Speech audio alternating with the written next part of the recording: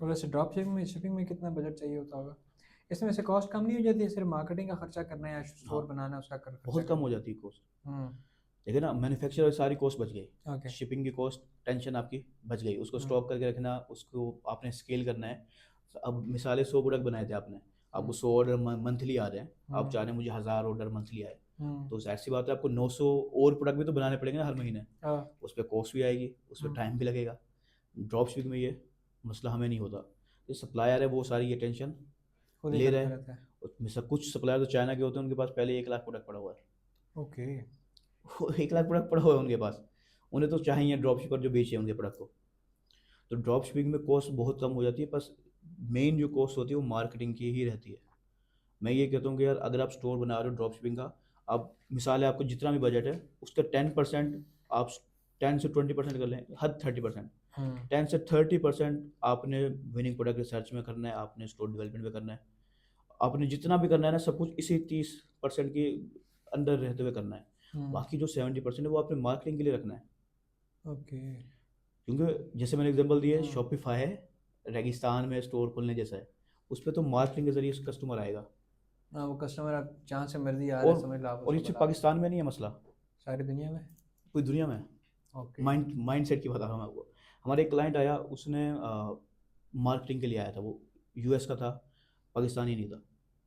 अब वो आया, उसने हमें कहा कि सर, स्टोर जो देखा ना मैंने, स्टोर जब उसका देखा तो मेरे अब तक के देखे स्टोरों में से वो बेहतरीन स्टोर था। पुरानी बात है ये, उस वक्त जब मैंने जितने भी स्टोर देखे थे ना, वो बेहतरीन स्टोर था। ज़बरदस्त डिज़ाइन, बेहतरीन, यानी उसने 1000 1500 डॉलर इस तरह अमाउंट ना उस वक्त खर्च करी हुई थी उस स्टोर को डेवलप करवाने में। अब वो मार्केटिंग के लिए आया, उसके बाद बजट जानते हैं आप, सोचें अंदाज़ा लगाएं कितना होगा, गैस करें। पाकिस्तानी नहीं है, यूएस का है, यूएस मार्केट के अंदर उसने ऐड रन करना है। 10-20 हज़ार डॉलर तो होगा यार। 10 10-20 हज़ार डॉलर। $100 था उसके पास बजट। वो कहता मेरे पास इतना ही बजट है। मुझे हंसी आ रही थी उसके ऊपर। मैंने कहा यार तूने $2000 का स्टोर बनाया हुआ है, हाँ। ठीक है, और अब मार्केटिंग जो मेन है उसके लिए तू मुझे बजट दे रहा है $100 पर मंथ। मजाक कर रहे हैं तो मेरे साथ। तो ये गलत माइंडसेट है कि आप हम्म। देखें, आप अफोर्ड नहीं, आपके पास $2000 का बजट है मैक्सिमम। अगर मैक्सिमम $2000 का बजट है तो आपने सिर्फ 10 से 20% 30% हद स्टोर डेवलपमेंट करना है, बाकी सारा मार्केटिंग के लिए रखना है आपने। हम्म। समझ आपका गया। स्टोर थोड़ा हल्का हो जाए बेशक, लेकिन मार्केटिंग हल्की नहीं होनी नहीं चाहिए। होनी चाहिए। वो मशहूर एक कहावत चलती हुई आ रही है कि इंडिया के ना मार्केटिंग जो लोग हैं ना इंडिया के, वो मार्केटिंग में बड़े अच्छे होते हैं, उनका प्रोडक्ट जितना भी गंदा हो, मार्केटिंग बड़ी अच्छी होती है, वो जो बेच देते हैं। जो दिखता है वो बिकता वाली पॉलिसी पे। पॉलिसी पे बेशक अंदर कुछ भी नहीं है, हम्म। क्वालिटी ख़राब है, लेकिन वो बेच देंगे। समझ गया। अच्छा, यहाँ से ना अगर अगर मैं आपसे ये पूछूँ लेट्स जैसे कि मैं एक हूँ ले मैन, ठीक है, या मुझे आप समझ लें बिगिनर वो है। अब मैं चाहता हूँ कि यार मैं एक शूज़ का, पहले तो आपने रिकमेंड किया ही नहीं, आपने कहा यार शूज़ के जो है वो ना करो, वेरिएशन बहुत है।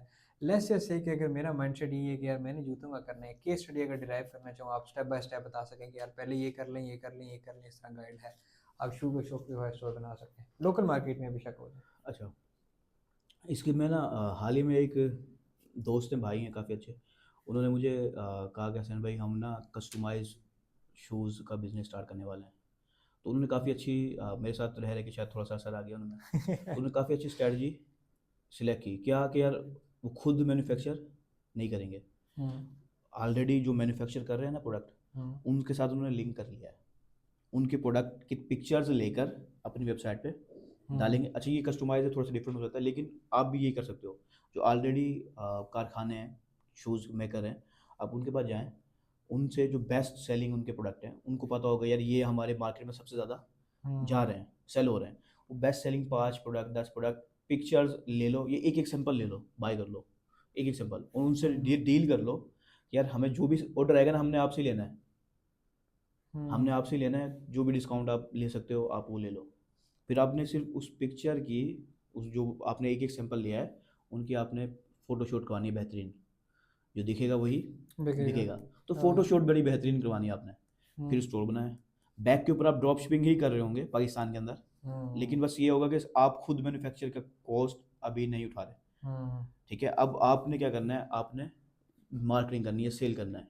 हम्म। इससे एक दो काम होंगे। एक काम कि आपको पता चल जाएगा कि ये जो 5-10 प्रोडक्ट है उनमें से बेस्ट कौन सा प्रोडक्ट बिक रहा है, एक ये पता चल जाएगा, दूसरा कौन सा साइज़ सबसे ज़्यादा बिक रहा है।